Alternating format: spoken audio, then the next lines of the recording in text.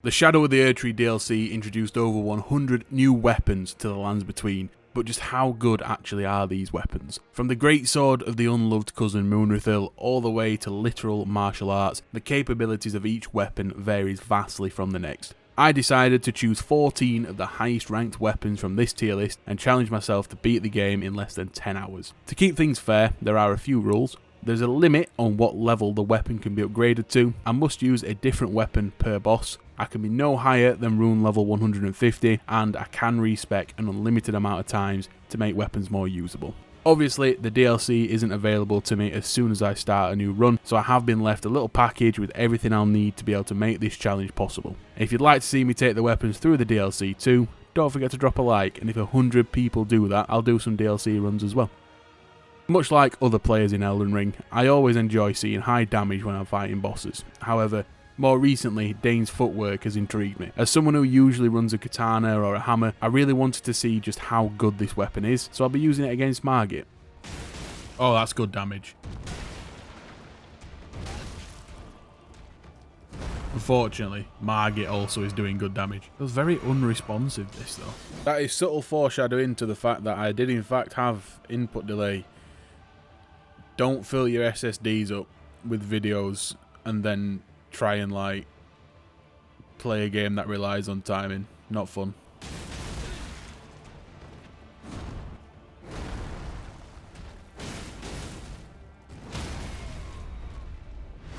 Okay.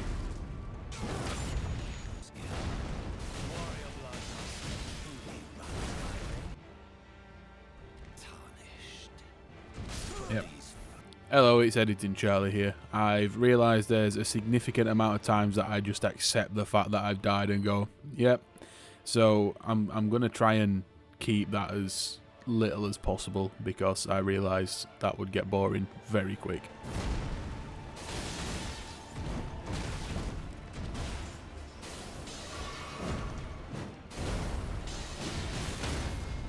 There we are.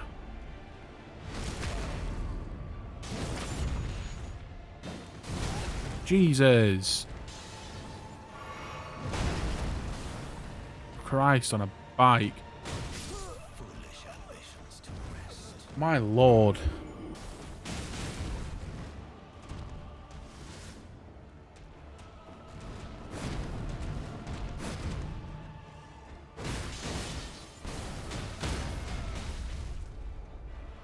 Come on.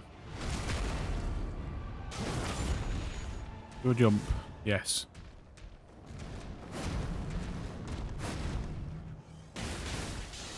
Yes! Thank God for that. Let's go.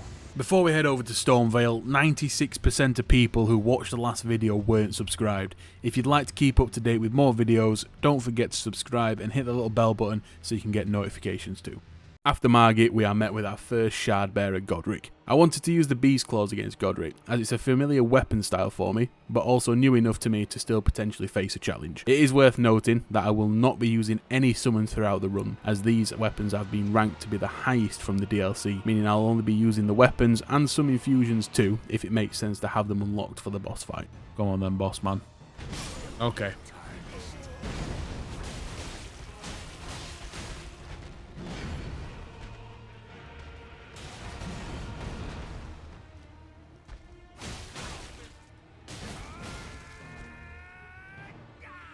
Phase 2, we'll take it.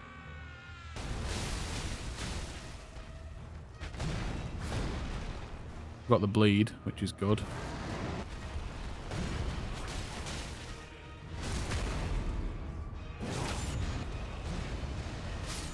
Wild. Since when did Godrick get the US military budget and get heat-seeking missiles? Yes.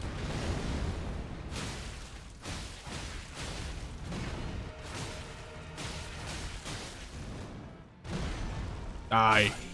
Thank God for that. Hopefully redeeming the weapon class, the Black Steel Twin Blades will be the weapon of choice against the Red Wolf of Radagon. In the last video I had a bad time with the Twin Blades and I want to see if the DLC version of the weapon makes my experience more enjoyable. I know the standard Twin Blades are much better with infusions, however I wanted to use them in the last video without, just to see their raw potential. Right, let's first try it and redeem the Twin Blades. Come on. Fucking hell. Maybe we won't first try it then. Ow. Woohoo.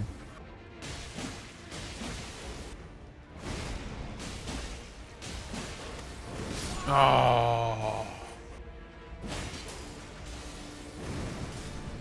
Okay.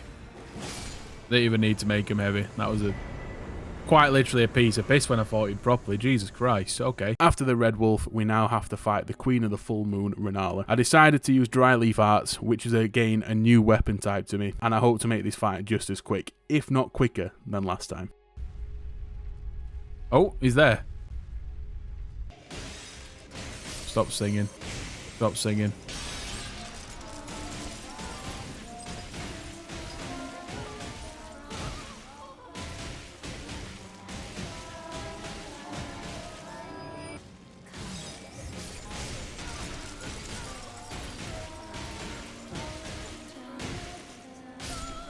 Right, drink the strength pot.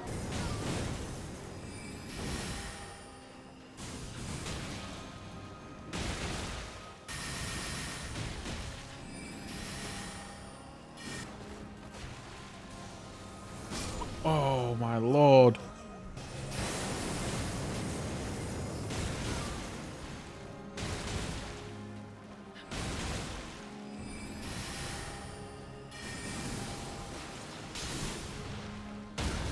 Let's go. Bang.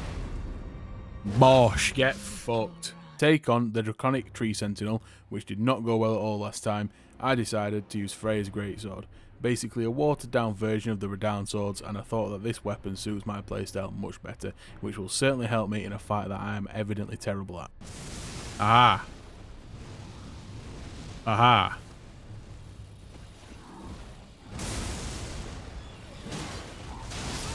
Oh, no chance. Oh, what am I doing? What am I doing? Why did I not move? What's wrong with me?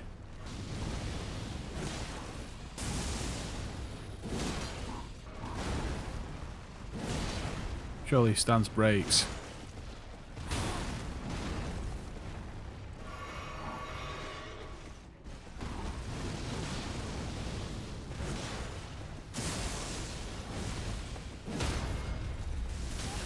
Ow.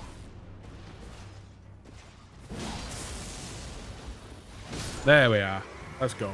Moving down into Caelid, I decided to take on the Starscourge himself, Radahn. After all of these weapons are meant to be capable of taking down his soul in a prime body, but how well would the Queline Greatsword do against a withered, rotted version of his former self? Golden Vow. Huzzah. Yes. Move, Alexander. Oh, I missed him.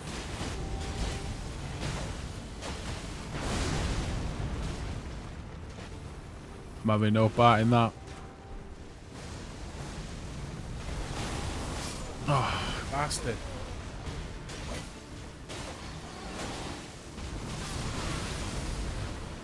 Ow.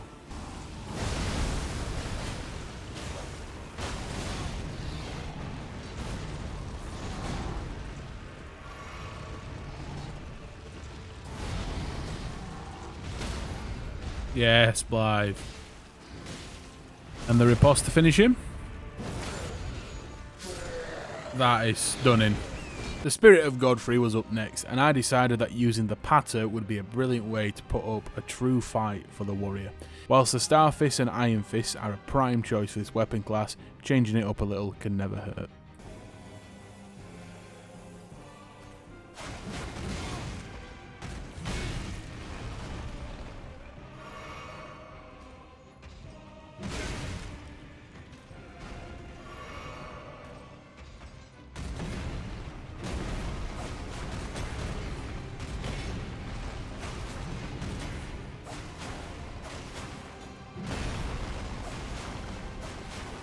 This is going brilliantly.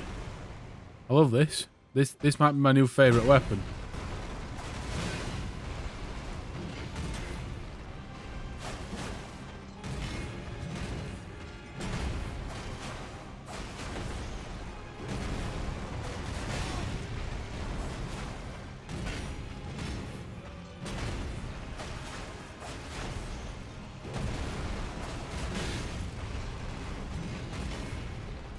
This... My lord, holy fuck. That might be my new favourite weapon. Morgott, the Omen King. The master of self buffs with a moveset so dynamic that... Oh, is bro not dead? There we go. Well, that was a sword lance. I chose the Great Katana to fight the Fire Giant because, once again, a bleed weapon is essential to make this fight worth the time it takes to beat the oversized... Ooh. Red-haired. Oh god, I die here. Yep. Prick. There we are. Well, that's that. Once again, I've decided to allow sleep pots for the Godskin Duo fight, as it is imperative to ensure that it's a fair fight. Right. I've heard good things about this weapon, primarily from friends who sing nothing but praises for it, and whilst its artistic swooshes may look nice, just how much damage can the milady actually do?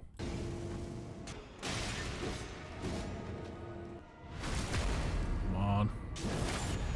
Yeah.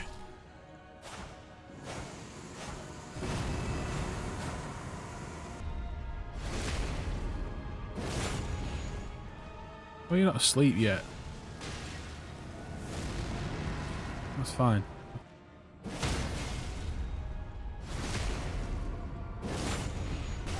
What the fuck? Come on.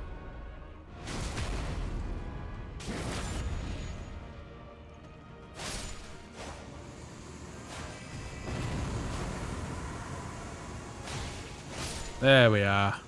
Being honest, I did have a full script and like, oh, I'm going to use the Fire Knight's Greatsword for the Maliketh fight. It's the highest rated weapon, blah de blah. But truthfully, it took 5, nearly 6 hours, and yeah, failed the challenge. But let's just see how far I can get with these weapons.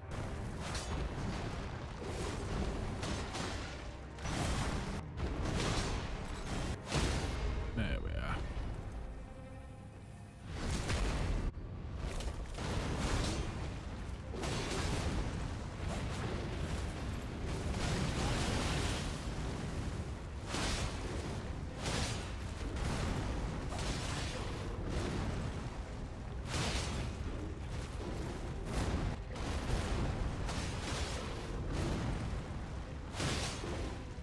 Just go down, you fucker.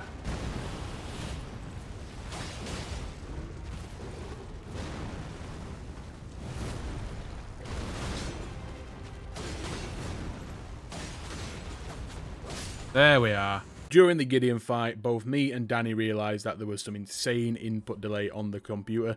We tried a wireless and wired controller and also a keyboard and mouse, and it was just unplayable. This is probably due to the fact that the SSD that the game was on was full of 250 gigabytes of, footage for this video, so you're welcome. Anyway, we got that sorted, and here is the rest of the run. Yeah, 4 fucking rings of light. What the fuck?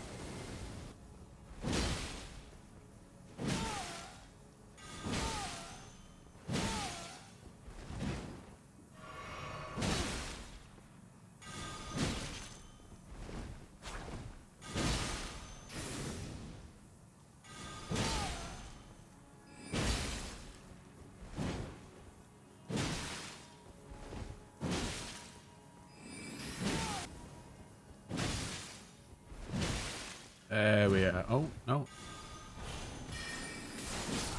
There we are. Let's have it. Hoarah Loux is a fight that after the randomizer run I have learnt to love and enjoy. It's almost rhythmic in the way that he charges his stomps and roars like the true warrior that he once was. So what better than the backhand blades to match his energy? Right then. Godfrey. Fucking Hoarah Loux.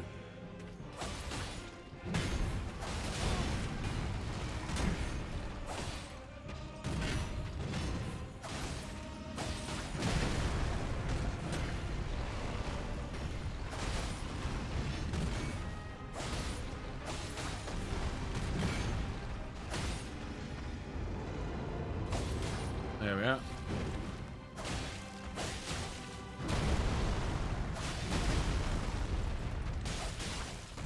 Okay, I'm gonna get yeeted.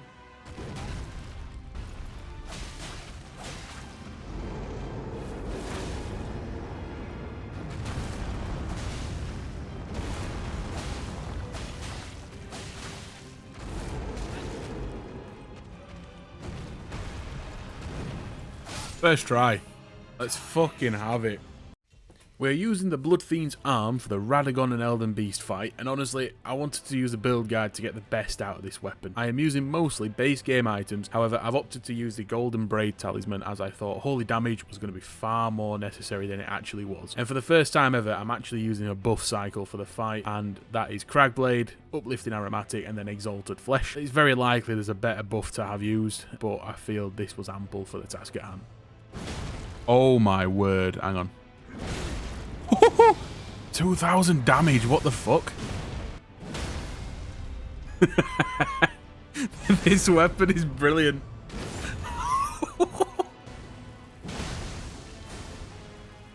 There we are.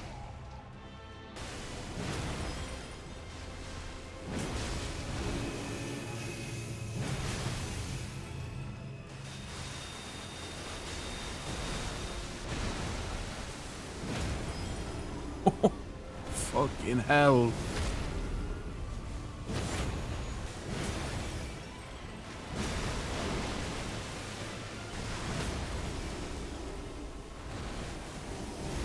This could kill me here with Elden Stars, actually. Oh, God. Yeah, Mom.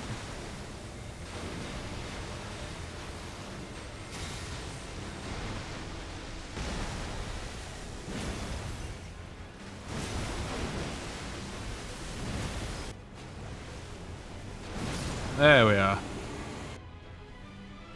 Our seed will look back upon us and recall an age of fracture. So, to end the video, we're going to be going to fight a boss that I struggle with every time I face it.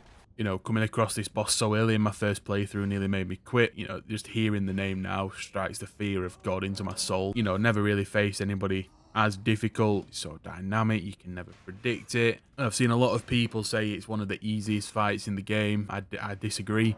First time I fought this guy, I was around, I think it was around, yeah, level 350 or so. Making sure to get a full buff cycle in here. Cragblade. Uplifting Aromatic. Exalted Flesh. And let's just see how it goes. Oh, I'm petrified. Stay away.